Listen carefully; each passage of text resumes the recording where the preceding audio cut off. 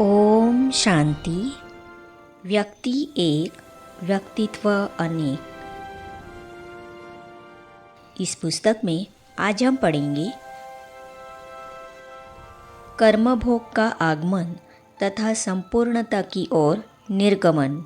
इस विषय पर जगदीश भाई साहब ने शरीर के कर्मभोग को चुकता कर कैसे 71-72 वर्षों तक साथ देने वाले शरीर को त्यागा, इसका वर्णन दीदी चक्रधारी जी इस प्रकार कर रही है। तो चलिए आज हम इसे पढ़ते हैं। जब अंतिम समय था, मैं मधुबन के सुखधाम में उनके पास में ही खड़ी थी। उस समय डॉक्टर मित्तल जी और डॉक्टर गुप्ता जी भी थे। उनसे पहले और डॉक्टर थे, वे चले गए थे। मित्तल जी ने कहा, जब तक और डॉक्टर का प्रबंध नहीं होता तब तक मैं यहाँ रहूँगा। वे बहुत ध्यान रखते रहे। मैंने डॉक्टर गुप्ता जी शक्तिनगर से पूछा, अभी आप क्या समझते हैं? उन्होंने कहा, दीदी अभी स्टेज ऐसी है, ठीक नहीं हो सकती, क्योंकि अभी लीवर पूरा चला गया है। लीवर के कारण किडनी भी फेल हो गई है। किडनी फेल हो गई है, यह भाई साहब को पता नहीं चला। उनको यूरिन का इतना ज़्यादा प्रेशर होता था तो लगता था कि यूरिन पास हो गया, लेकिन यूरिन पास होता नहीं था। इसीलिए उनको इस चीज़ का पता नहीं चला कि मेरी किडनी भी जा चुकी है। ऐसा लगता था कि आज भाई साहब के पास बैठे रहना चाहिए। जिस समय लास्ट दिन था 12 मई 2001, उस दिन मैं थोड़ा रेस्ट करने के लिए गई, लेकिन नींद नहीं आ रही थी। ऐसा लगता था कि आज भाई साहब के पास बैठे रहना चाहिए। फिर मैं उठकर भाई साहब के पास आई। उस दिन दोपहर 2 बजे तक जो भी भाई बहनें आए, उनसे हमने कहा भले भाई साहब से मिल ले। उसके पश्चात 3 बजे से लगातार लोगों का आना शुरू हो गया। हमने किसी को भी नहीं रोका, सबको मिलने दिया। उस समय भाई साहब बोल नहीं पा रहे थे और आंखें बंद थी।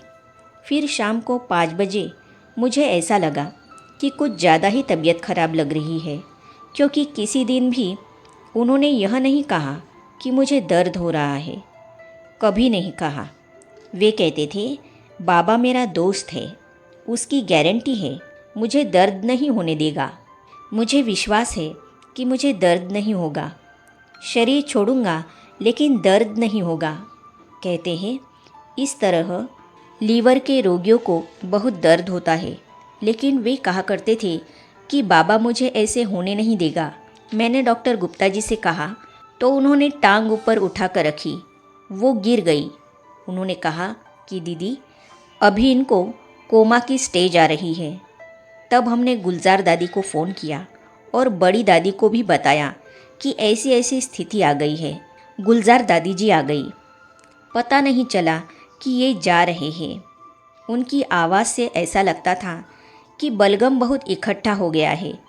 तब डॉक्टरों ने उसको निकालना शुरू किया। उनका गला साफ करने लगे तो हम वहाँ से बाहर निकल गए ताकि वे अपना काम आराम से करें। रात को 8 बजे के करीब बड़ी दादी जी आई। उससे पहले हमने निर्वेर भाई जी को भी बुलाया था।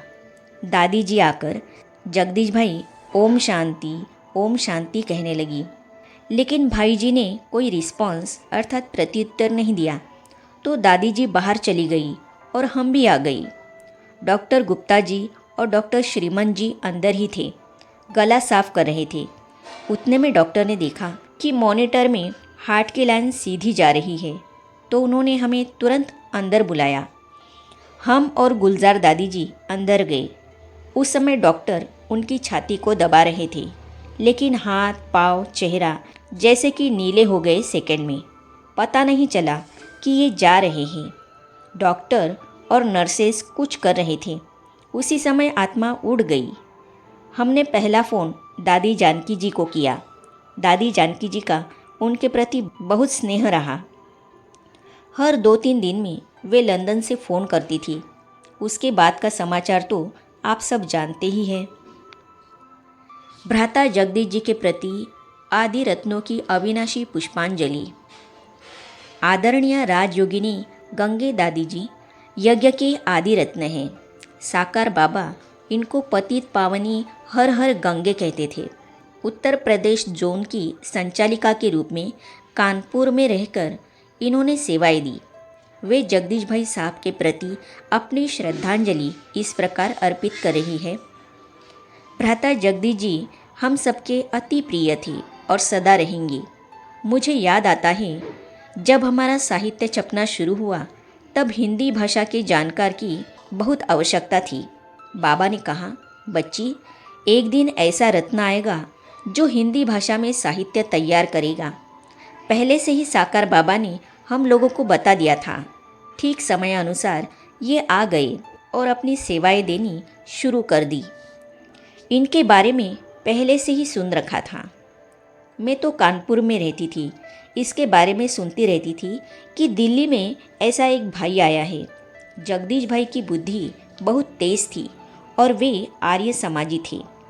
आप जानते हैं आर्य समाजी हर बात में प्रश्न करने में बहुत होशियार होते हैं। एक बार ये मधुबन में थे। उन्हीं दिनों मैं भी कानपुर से पार्टी लेकर मधुबन आ रही थी। बाबा ने उनको कहा था कि गंगे बेटी आ रही है, आपको कोई भी प्रश्न पूछना हो तो उससे पूछ लेना। टाइम लेकर ये हमारे साथ बैठे। हमारे साथ कानपुर के बड़े बड़े महारथी भाई भी बैठे हुए थे, जैसे गुप्ता जी, संतराम भाई, त्रिलोकचंद भाई आदि आदि। ये भाई भी कोई कम नहीं थे, इसी की टक्कर के थे। बहुत प्रश्नोत्तर करते करते आखिर वे निश्चय बुद्धि बने। एक मिसाल आपको देती हूँ। गुप्ता जी बनारस वाले का यही प्रश्न बार बार चलता था कि यह कैसे समझें कि यह हिस्ट्री हूबहू रिपीट होती है। वो भी पढ़ा लिखा था, रामायण आदि कई शास्त्रों का अध्ययन किया हुआ था। वो कहते थे, इस पर आप हमें समझाइए। मैंने भिन्न भिन्न रीति से जितनी मेरे पास शक्ति थी समझाने की कोशिश की। हमने कहा एक समय आएगा कि बाबा आपको टच करेगा। वंडरफुल बात है, एक दिन ये योग में बैठे थे।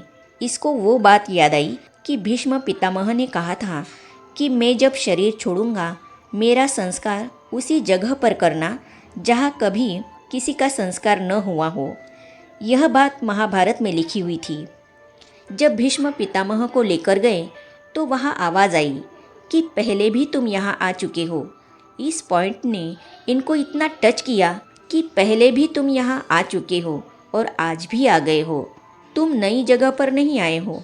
बाद में खुशी से आकर गुप्ता जी ने मुझे सुनाया कि इस पॉइंट से मुझे निश्चय हुआ, बरोबर हिस्ट्री हूबहू रिपीट होती है।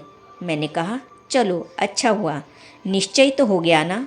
फिर मैंने कहा कि योग में रहने से कई प्रश्नों के उत्तर मिल जाते हैं। जगदीश भाई भी ऐसे ही प्रश्न पर प्रश्न पूछा करती थी। मैं तो बाबा की याद में रहकर उत्तर देती थी। उनको समझ में आ जाता था। वो ज्ञान को अच्छी रीति से गहराई से समझना चाहते थे। वो हमें टेस्ट करने के लिए या अपनी होशियारी दिखाने के लिए प्रश्न नहीं पूछते थे, जानने के लिए, समझने के लिए पूछते थे। ज्ञान को जानने की उत्सुकता उनमें बहुत होती थी। आगे हम पढ़ेंगे, पब्लिक प्रोग्राम में भाषण करना होता था तो जगदीश भाई ही हमें गाइड करते थे। तो इन अनुभव को हम पढ़ेंगे अगली कड़ी में। तो ये जानने और पढ़ने के लिए इस चैनल को सब्सक्राइब करने के साथ ही साइड में जो बेल आइकॉन है उसे भी क्लिक कीजिए ताकि आने वाली सभी वीडियो और अब तक की सारी वीडियो आप तक पहुंचती रहेगी। ओम शांति।